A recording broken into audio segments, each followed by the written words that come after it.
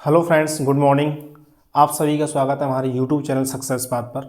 आइए दोस्तों, शिक्षण विधि की श्रृंखला को आगे बढ़ाते हुए हम चलते हैं। शिक्षण विधियों में अब हम क्या है, शिक्षण विधियों के अंदर हम शिक्षण विधियों को ही देखते हैं कि कौन सी शिक्षण विधियां हैं जो हर साल पूछी जाती हैं, जहां से हर साल आपके लिए क्वेश्चंस बन के आते हैं। विशेषकर ये मुख्यतः रीट की परीक्षा हुई और सेकंड रीट की परीक्षा हुई, वहाँ ये क्वेश्चन पूछ लिए जाते हैं। और आज हम इस वीडियो के अंदर केवल 4 विधियों के बारे में चर्चा करेंगे। आगमन, निगमन, विश्लेषण एवं संश्लेषण, केवल 4 विधियों के बारे में चर्चा करेंगे कि आगमन विधि क्या है और यहाँ से किस प्रकार के आपको क्वेश्चन आपसे मिलने जा रहे हैं। आगे जो और विधि रह जाएंगी, जैसे ह्यूरिस्टिक मेथड है, खोज विधि है, उनको हम नेक्स्ट वीडियो के अंदर क्या करेंगे, कवर करेंगे। तो आइए दोस्तों, बिना समय गवाए हुए एक बार समझते हैं कि आगमन क्या है और निगमन क्या है। पहले हम देखिए 2-2 करके कवर करेंगे। एक बार में आगमन निगमन को कवर करेंगे और एक बार में विश्लेषण और संश्लेषण को कवर करेंगे। ठीक है, आगमन एवं निगमन ये 2 विधि हैं। तो देखिए आगमन विधि क्या है, आगमन के बारे में बात करते हैं।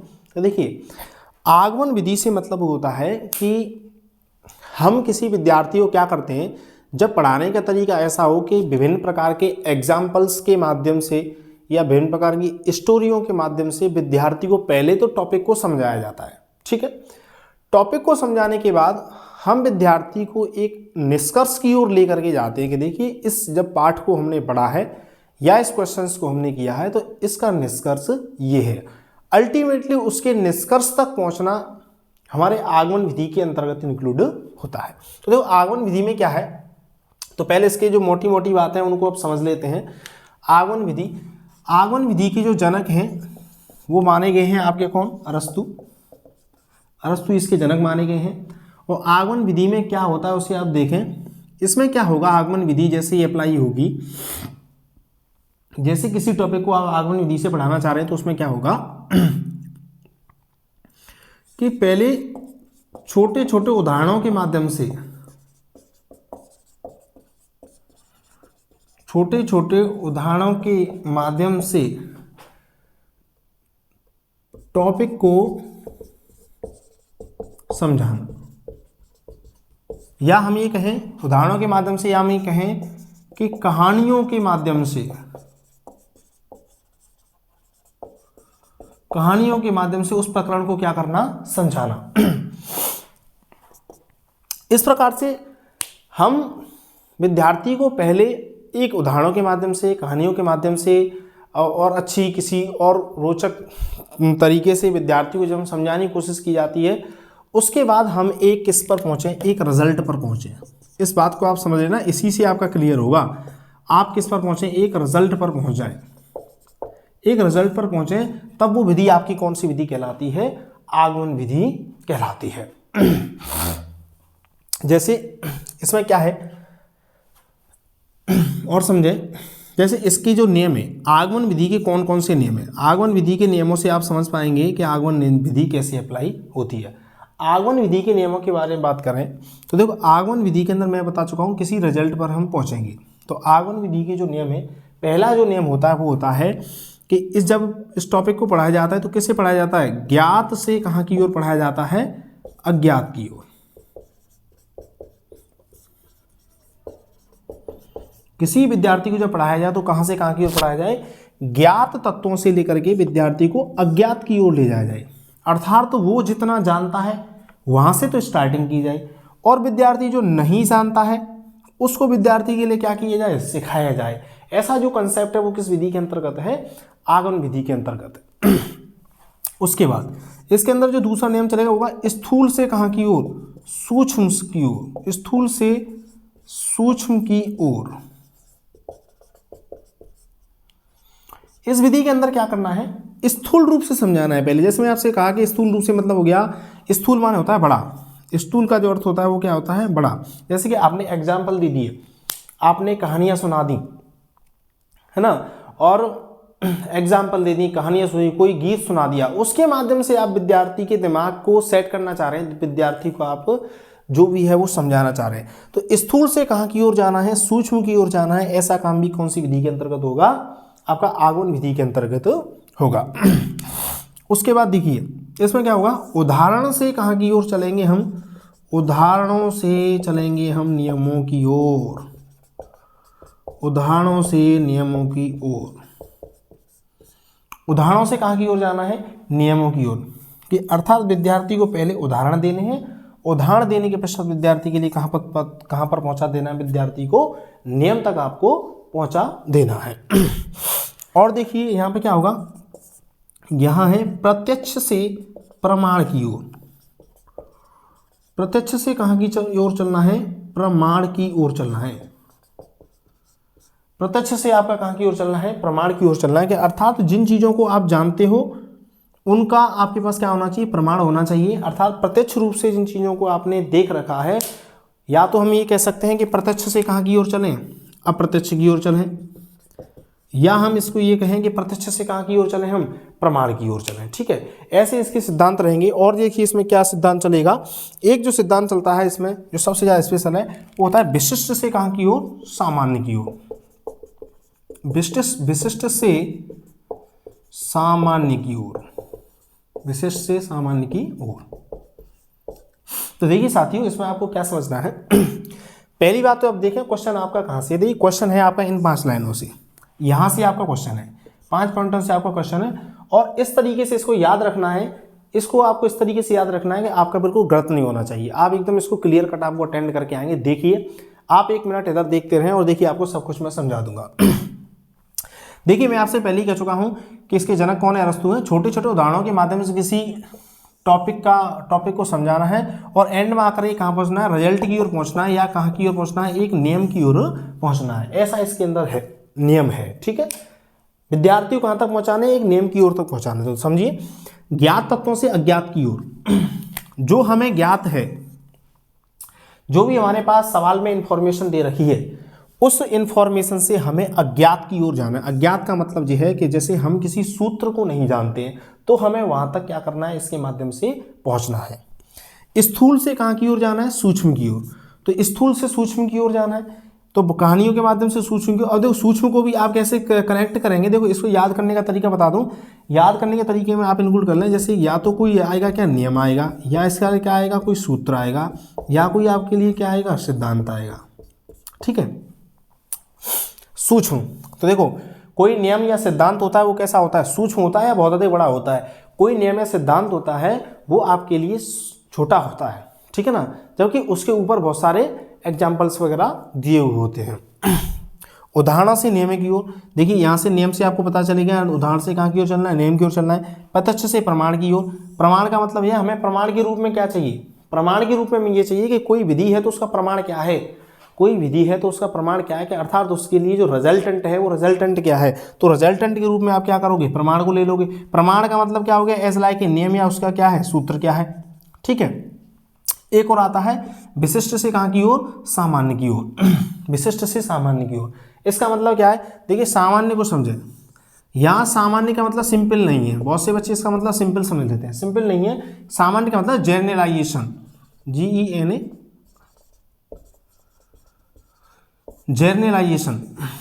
जनरलाइजेशन से मतलब ये होता है कि जब कोई ऐसी फॉर्म अप्लाई हो जाए किसी सवाल की कि वो सब जगह पे क्या हो जाए, अप्लाई हो जाए, तब वो क्या कहलाता है, जनरल सॉल्यूशन कहलाता है, ये जनरलाइजेशन कहलाता है। ठीक है, तो विशिष्ट सामान्य की ओर का मतलब ये है कि विभिन्न विभिन्न प्रकार के उदाहरणों के माध्यम से, इसका अर्थ ये हो जाता है कि विभिन्न प्रकार के उदाहरणों की, विभिन्न प्रकार के उदाहरणों के माध्यम से सामान्य नियम की ओर पहुंचना,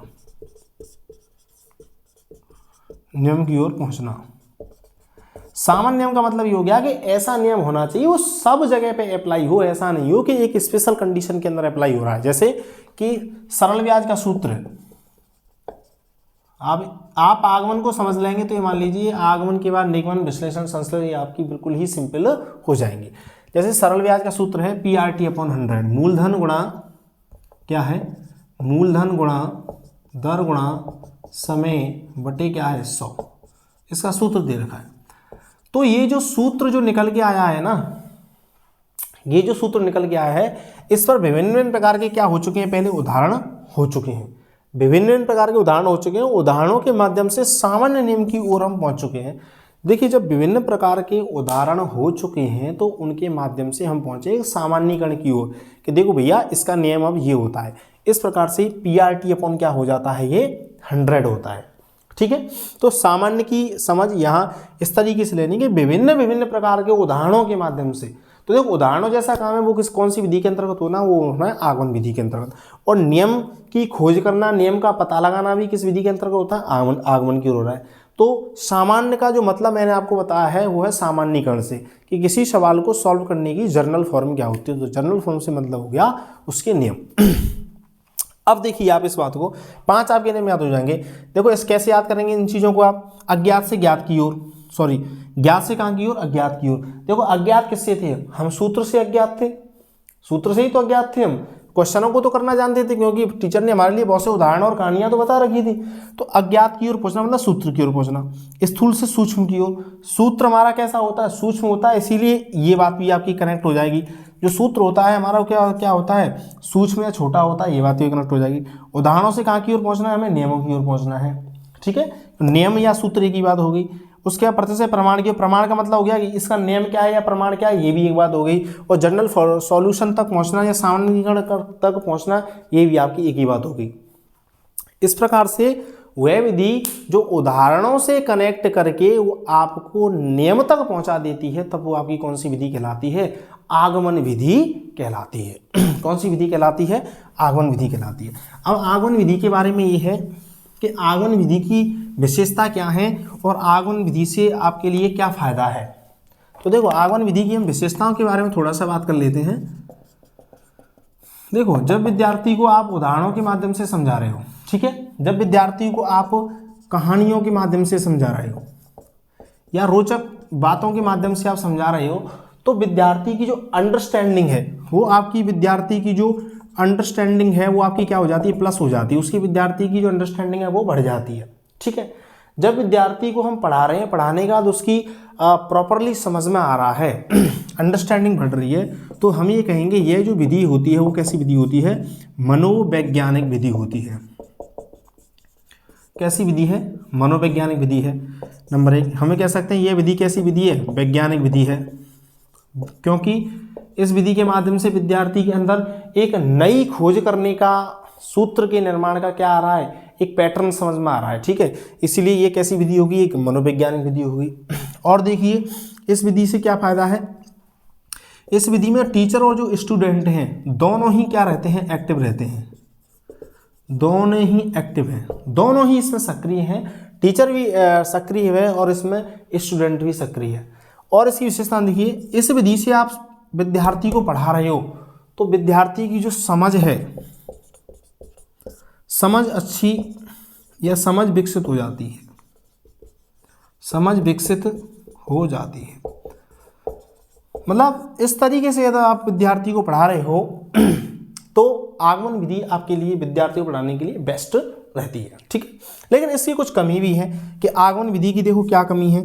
आगमन विधि की ये कमी है कि जैसे क्या है कि आप क्वेश्चन को ले रहे हो, क्वेश्चन के बाद आप विद्यार्थी को नियम तक पहुंचा रहे हो कि देखिए इसके लिए नियम क्या होगा। तो क्वेश्चन से लेकर नियमों तक पहुंचने के लिए विद्यार्थी को काफ़ी सारे तो एग्जाम्पल सॉल्व करने पड़ते हैं। ठीक है ना, तो काफ़ी सारे जब वो एग्जाम्पल सॉल्व करेगा तो उस विद्यार्थी का जो टाइम है वो बहुत ज़्यादा चला जाएगा, टाइम उसका क्या हो जाएगा, बहुत ज़्यादा चला जाएगा। ठीक है, तो हम ये कह सकते हैं कि आगमन विधि, निगमन विधि, जो आगमन विधि इसकी कमी ये रहती है कि इस विधि में समय बहुत लगता है, समय बहुत लगता है। ये इसकी क्या होगी भाई साहब, कमी होगी कि भाई देखो इसमें समय है वो बहुत अधिक लग जाता है। अच्छा, इसकी ये कमी ये होगी जब समय अधिक लग जाएगा तो इस विधि से जो भी सिलेबस है, जो आपका सिलेबस है, हम स्टूडेंट को पढ़ा रहे हैं कि सिलेबस पूर्ण नहीं होगा, सिलेबस पूर्ण नहीं होगा। इस विधि से जो विद्यार्थी के लिए जो सिलेबस है वो कभी भी पूर्ण नहीं होगा। ठीक है, ये आपकी आगमन विधि हो गई। ठीक है, आगमन के बाद मैं आपको लेके चलता हूं निगमन विधि की ओर। आगमन के बाद चलते हैं हम निगमन विधि की ओर। देखिए निगमन विधि क्या है, तो देखिए निगमन विधि के बारे में बात कर लेते हैं। निगमन विधि क्या है, निगमन विधि, निगमन विधि के भी जो जनक हैं वो हमारे क्या माने गए हैं, अरस्तु माने गए। कौन माने गए हैं? अरस्तु हैं निगमन विधि की ओर। निगमन विधि के बारे में ये कहें कि ये विधि आगमन विधि का अपोजिट है,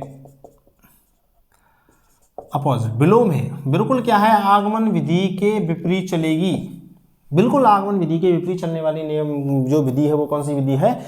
निगमन विधि है। कि भाई ये विपरीत कैसे चल रही है? ये विपरीत इसीलिए चल रही है, इसमें क्या होगा, निगमन से मतलब ये कि इसमें विद्यार्थी के लिए सबसे पहले नियम बता दिया जाएगा। क्या बता दिया जाएगा? नियम बता दिया जाएगा।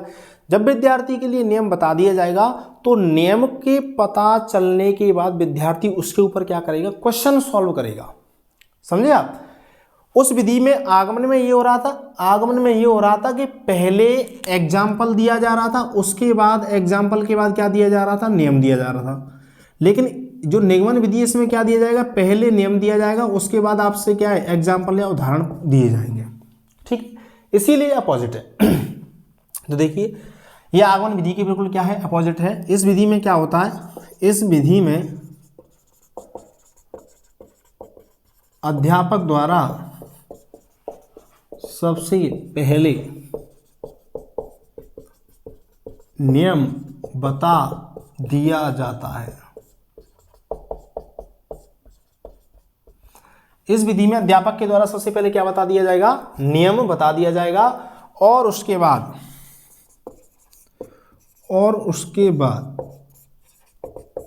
एग्जाम्पल या हम कहें कि उदाहरणों को हल किया जाएगा। ठीक है, उदाहरणों को हल किया जाएगा। तो इस विधि के नियम क्या क्या होते हैं देख लेते हैं कि इस विधि के नियम क्या क्या हैं, कौन कौन से रूल्स हैं जो इस विधि के अंदर फॉलो करने होंगे। तो देखो निगमन विधि में सबसे पहला जो नियम है वो रहेगा, ये नियम से कहाँ की ओर चलेगी? नियमों से उदाहरणों की ओर, नियमों से उदाहरणों की ओर। नेक्स्ट इसमें दूसरा देखें तो अब देखो जो आपने आगमन के अंदर पढ़ा है उसी का आप क्या कर दें? अपोजिट कर दें। आगमन में आपने पढ़ा था कि जो आगमन विधि थी वो आपकी क्या करती थी? वो उदाहरणों से कहाँ की ओर चलती थी? नियमों की ओर चलती थी। तो ये नियमों से कहाँ की ओर चलेगी? उदाहरणों की ओर चलेगी। वो विधि स्थूल से सूक्ष्म चलती थी, तो ये विधि कहाँ से चलेगी? सूक्ष्म से कहाँ चलेगी? स्थूल की ओर। ये विधि फिर उल्टा कर दें, उसमें था प्रत्यक्ष से प्रमाण की ओर। अब ये पहले क्या मांगेगी? प्रमाण मांगेगी। प्रमाण क्या है? प्रमाण से क्या की ओर? प्रत्यक्ष की ओर। उसके बाद नंबर 4 पे हम देखें प्रमाण से प्रत्यक्ष की ओर हो चुका है। अब ये क्या करेगी? जो विधि है ये अज्ञात जो चीज है, अज्ञात से कहाँ की ओर चलेगी? ज्ञात की ओर चलेगी। देखो अज्ञात मैंने क्या माना था? अज्ञात मैंने माना था नियम, कि आप किसी नियम से अभी क्या हैं? अज्ञात हैं, अभी आप उस नियम को नहीं जानते, लेकिन अब आप उस नियम को जान गए। तो नियम अज्ञात था, प्रमाण भी अज्ञात था, सूत्र है और जो नियम है, ये जो सारे जो शब्द हैं एक जैसे जो शब्द आपको निकल के आ रहे हैं। एक और जो सबसे ज़्यादा विशिष्ट जो रहेगा, यह जो विधि है वो चलती थी विशिष्ट से सामान्य। ये आपकी जो विधि है ये सामान्य से कहाँ की ओर चलेगी? विशिष्ट की ओर चलेगी। सामान्य से विशिष्ट की ओर कैसे चलेगी? अब देखो यही देखो, सामान्य का मतलब मैंने आपके लिए पहले बता दिया है कि ये सामान्य का मतलब यहाँ साधारण से नहीं है, सामान्य का मतलब यह नियम से, जनरलाइजेशन फॉर्म से यहाँ से मतलब है। तो ये जो विधि है ये सामान्य से कहाँ की ओर चलेगी? आपकी विशिष्ट की ओर चलेगी। सामान्य का मतलब हो गया नियम। तो देखो अब आप देखो इसको पकड़ें, देखो एक बार में आप उसे कैसे याद रखें। देखो नियम है, सूक्ष्म होता है, नियम आपका छोटा या छोटा होता है, सूक्ष्म है प्रमाण, प्रमाण भी आपको छोटा ही होगा। जैसे कि आपने प्रमाण पत्र कक्षा 12वीं पास कर ली और आपके लिए एक पेज के ऊपर लिख दिया जाएगा कि आपने इतने परसेंटेज प्राप्त किए, इस सब्जेक्ट में कितने नंबर आए और आप इस श्रेणी से आप क्या हुए हो? पास ही हो। ये आपका क्या है? प्रमाण है। उसके बाद देखें अज्ञात। अब क्या देखें? अज्ञात। अब अज्ञात जो क्या था? नियम से ही तो अज्ञात थे, तो अज्ञात भी आपका प्लस होगा। सामान्य से मैंने आपको बता दिया, सामान्य फॉर्म या नियमीकरण ये किसके में इंक्लूड होता है? इसमें इंक्लूड हो जाता है। तो ये विधि है नियम से कहाँ की ओर चल रही है, इधर की ओर चल रही है। ठीक है, तो ये आगमन की विपरीत है। तो देखो इसके जो गुण या दोष हैं वो भी आपके आगमन के क्या हो जाएंगे, विपरीत हो जाएंगे। जैसे गुण या दोषों में क्या होगा, जैसे इसकी विशेषताओं के बारे में बात करें तो विशेषताओं के बारे में बात करें तो सबसे पहली विशेषता ये होगी कि इस विधि से विद्यार्थी को पढ़ाना बड़ा सिंपल हो जाता है, क्योंकि विद्यार्थी को आपने नियम बता दिया और विद्यार्थी उसको सीख जाएगा। ठीक है, इस विधि से देखो और क्या होगा, और इस विधि से क्या होगा, इस विधि से बेटा जो पाठ्यक्रम है ना, पाठ्यक्रम आपका क्या हो जाएगा, समय पर कंप्लीट हो जाएगा। भाई आपने क्या कर रखा है कि आपने पहले सूत्र बता दिया, सूत्र के बाद आप प्रश्नावली को हल करा रहे हो, तो आपका क्या होगा, पाठ्यक्रम भी आपका बहुत जल्दी सॉल्व हो जाएगा, पाठ्यक्रम भी आप आसानी से करा पाओगे। तो इस प्रकार से ये चलता रहेगा। ठीक है ना, और देखते हैं और क्या है इसमें। अच्छा, इस विधि की कमी के बारे में बात करें तो कमी इसकी विधि की ये है, कमी इसकी ये है कि देखो यह विधि मनोवैज्ञानिक नहीं है, मनोवैज्ञानिक नहीं है, यह विधि मनोवैज्ञानिक नहीं है। क्योंकि मनोवैज्ञानिक से मतलब यह है कि विद्यार्थी की ना तो रुचि का ध्यान दे रही है, ना विद्यार्थी की समझ का ध्यान दे रही है, केवल और केवल विद्यार्थी को आप क्या कर रहे हो, पढ़ाए जा रहे हो। इस विधि की कमी यह है कि इससे जो अंडरस्टैंडिंग है विद्यार्थी की वो डाउन होगी, डेवलप नहीं होगी, और विद्यार्थी के अंदर रटने की प्रवृत्ति का विकास होगा। कौन सी प्रवृत्ति का विकास होगा, रटने की। विद्यार्थी ज़्यादा से ज़्यादा क्या चाहेगा, रटना चाहेगा, जबकि आगमन विद्यार्थी ज़्यादा से ज़्यादा क्या चाहेगा, समझना चाहेगा। ठीक है, और देखिए और यहाँ पे क्या है, और इसकी कमी क्या रहती है, इसमें जो टीचर है, टीचर तो एक्टिव रहेगा, टीचर तो एक्टिव रहेगा, लेकिन स्टूडेंट इसमें क्या नहीं रहते, एक्टिव नहीं रहते। स्टूडेंट इसमें एक्टिव नहीं रहेगा, क्योंकि टीचर ने सूत्र बता दिया और टीचर की तो सबको समझ में आ चुका है, तो टीचर तो इसमें एक्टिव है। या हम ऐसा भी कह सकते हैं कि देखा जाए तो इसमें टीचर एवं स्टूडेंट दोनों ही एक्टिव नहीं है, क्योंकि वो तो अपना सूत्र बता के चला गया टीचर, तो इधर बच्चों ने सूत्र को सीख लिया, वो क्वेश्चन करने लग रहे हैं। तो देखा जाए तो ये प्रकार से विद्यार्थियों के लिए नीरस विधि है, एक बिल्कुल नीरसता का माहौल कर देती है, नीरसता का माहौल कर देती है, विद्यार्थियों को बिल्कुल नीरस बना देती है। तो आगमन और निगमन को आप, मैं समझ रहा हूँ कि आप समझ चुके हैं। ठीक है ना, आगमन निगमन के बाद हम चलते हैं एक और जो विधि है, विश्लेषण एवं संश्लेषण। विश्लेषण एवं संश्लेषण, इसको हम समझ लेते हैं। विश्लेषण विधि और कौन सी विधि, संश्लेषण विधि। विश्लेषण विधि में देखो क्या है और संश्लेषण विधि में क्या है, पहले तो आप इसके अर्थ को समझ लें। तो विश्लेषण का अर्थ होता है तोड़ना, क्या करना, तोड़ना, और संश्लेषण का अर्थ क्या होता है, जोड़ना।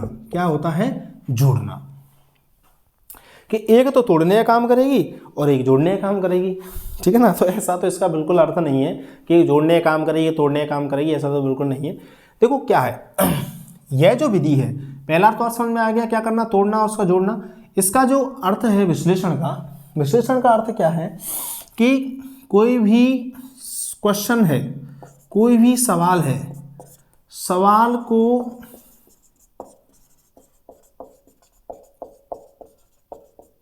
हल करने से पहले विश्लेषित करना, विश्लेषित करना। अब देखो ये जो दोनों विधियां हैं, आगमन एवं निगमन थी, आगमन निगमन विधियां थी, उनसे तो क्या था कि एक सूत्र का निर्माण किया जाता था, सूत्र का फॉर्मेशन था, मतलब वो तो टोटली रिलेटेड थी कि सूत्र कैसे निकल के आएगा, इस बात से रिलेटेड थी। लेकिन आगमन और जो निगमन जो विधि है, ये आपकी जो रिलेटेड है कि सवाल कैसे हल करना है, सवाल कैसे हल करना है, या सवाल कैसे हल होगा, इस बात से जो रिलेटेड है वो कौन सी विधि है, आगमन एवं निगमन। कि सवाल को विश्लेषण के तरीके से हल करें या सवाल को हम हल करें तो संश्लेषण के तरीके से हल करें।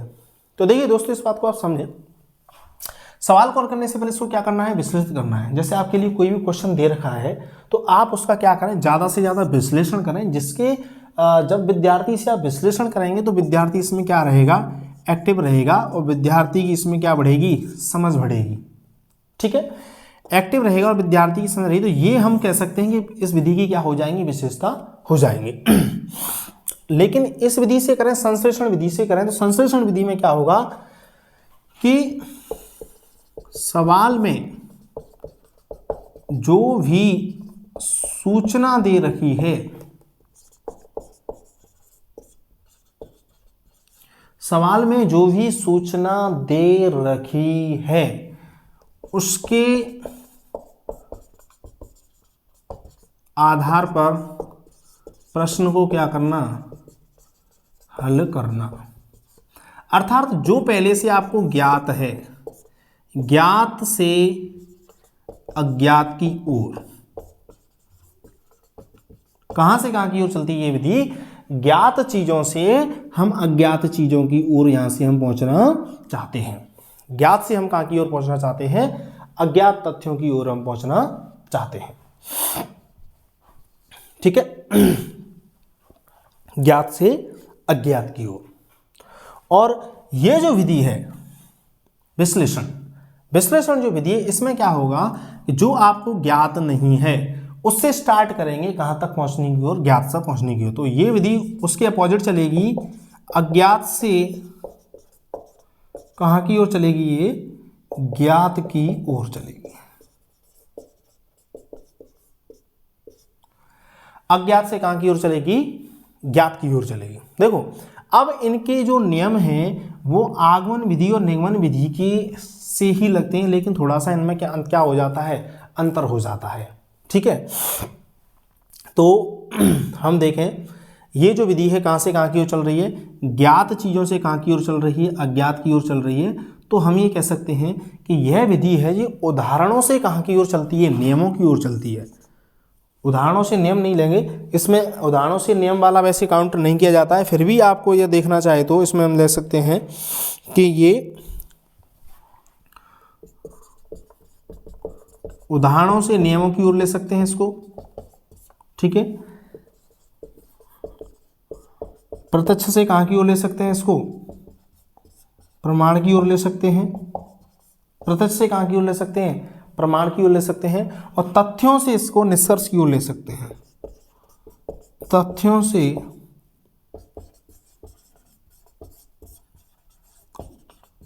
निष्कर्ष की ओर इसको हम ले सकते हैं। तो इसका यदि अपोजिट कर दिया जाए, जैसे कोई सवाल है, सवाल में क्या दिया हुआ है, मैं आपको विधि के एग्जांपल से बताऊंगा कि कैसे कैसे हल की जाती है।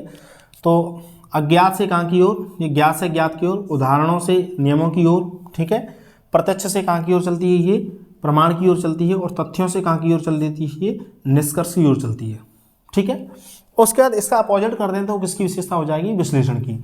जैसे ये आपकी कहां से चलेगी, नियमों से कहां की ओर चलेगी, उदाहरण की ओर चलेगी। ये आपकी जो विधि है वो चलेगी कहां से, प्रमाण से कहां की ओर चलेगी, प्रत्यक्ष की ओर चलेगी। और ये जो विधि है वो आपकी चलेगी निष्कर्ष से कहां की ओर चलेगी, तथ्यों की ओर चलेगी। देखो इस तरीके से ये विधि चलेगी। अब आप इस बात को समझें, आपने देखा होगा ये जो हमने नियम पढ़ा है कि नियमों से कहां की ओर चलना है, उदाहरणों की ओर चलना है। पहले आप इसको समझें, सॉरी इसको देखें आप। इसमें आपने दे रखा है कि उदाहरणों से हम कहां की ओर चलते हैं, नियमों की ओर चलते हैं। तो उदाहरणों से नियमों वाला जो आपने नियम पढ़ा था, कंसेप्ट पढ़ा था, ये आपने आगमन विधि के अंतर्गत पढ़ा था। किसके अंतर्गत पढ़ा था, आगमन विधि के अंतर्गत पढ़ा था। तो आगमन विधि के जो नियम हैं वो कौन सी विधि में ज्यादातर फॉलो हो रहे हैं, संश्लेषण विधि में फॉलो हो रहे हैं। और जो विश्लेषण विधि में जो नियम हैं, ठीक है, ये आपके कौन सी विधि के नियमों के बराबर हो गए, ये देखा जाए तो निगमन विधि के नियमों से इसका रिलेशन सा आपका हो रहा है। तो आप ये याद रखें कि जो विश्लेषण विधि की जो नियम एवं सिद्धांत हैं वो हमारे किस विधि की तरह होते हैं, निगमन विधि की तरह होते हैं। और संश्लेषण विधि की जो नियम एवं सिद्धांत हैं वो हमारे किसकी तरह होते हैं, आगमन विधि की तरह होते हैं। इसको आप एक एग्जाम्पल से समझ लें। जैसे कि पहले आप इनको स्क्रीनशॉट ले लें जिससे कि आपके लिए लिखने में काम आ जाएगा। मैं आपके लिए एग्जाम्पल दे रहा हूं, एक एग्जाम्पल दे रहा हूं।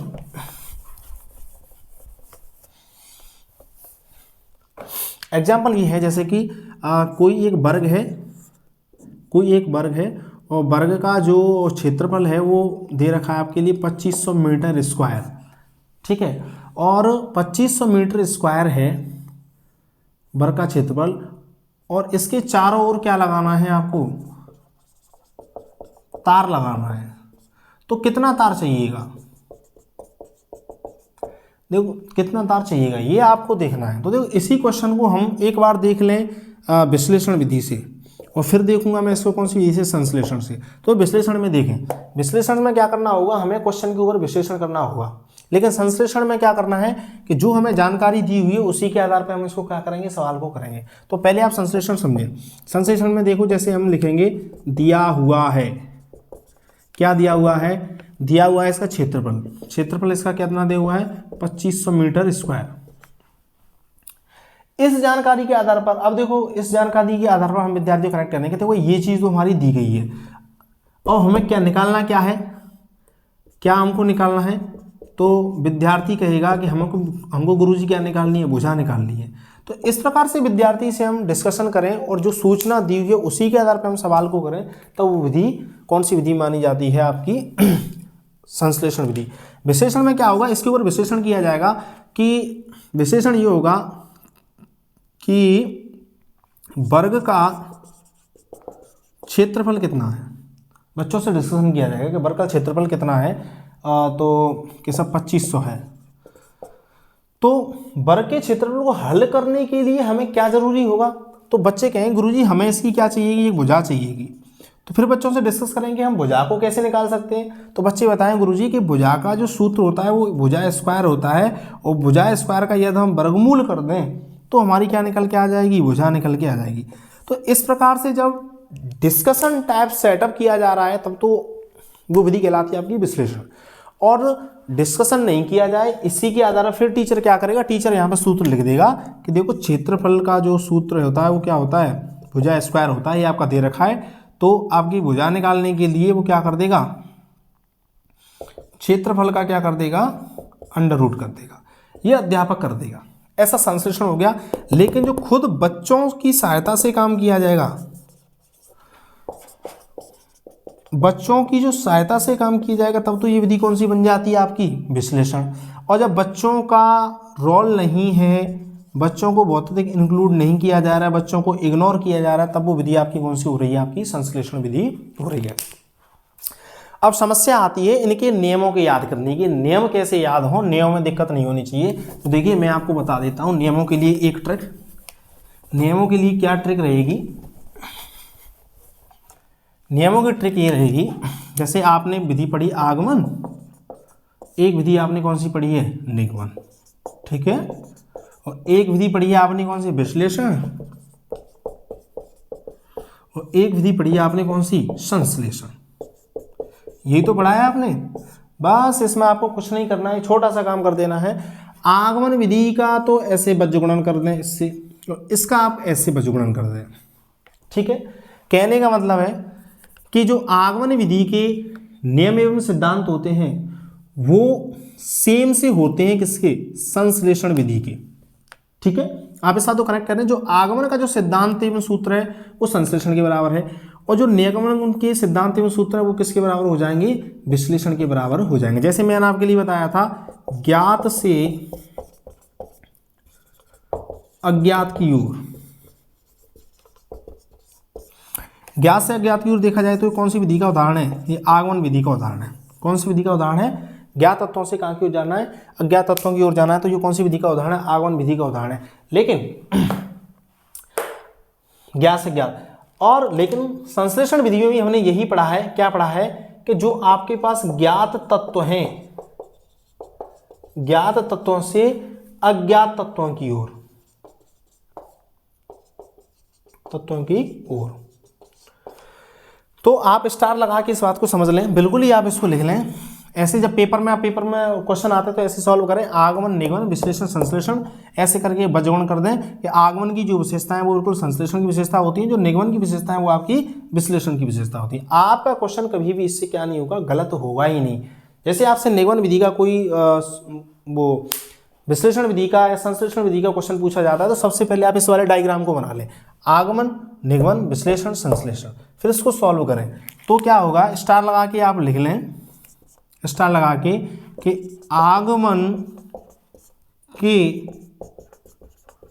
नियम एवं सिद्धांत संश्लेषण विधि की तरह होते हैं। और एक और स्टाइल आगे लिखें कि निगमन विधि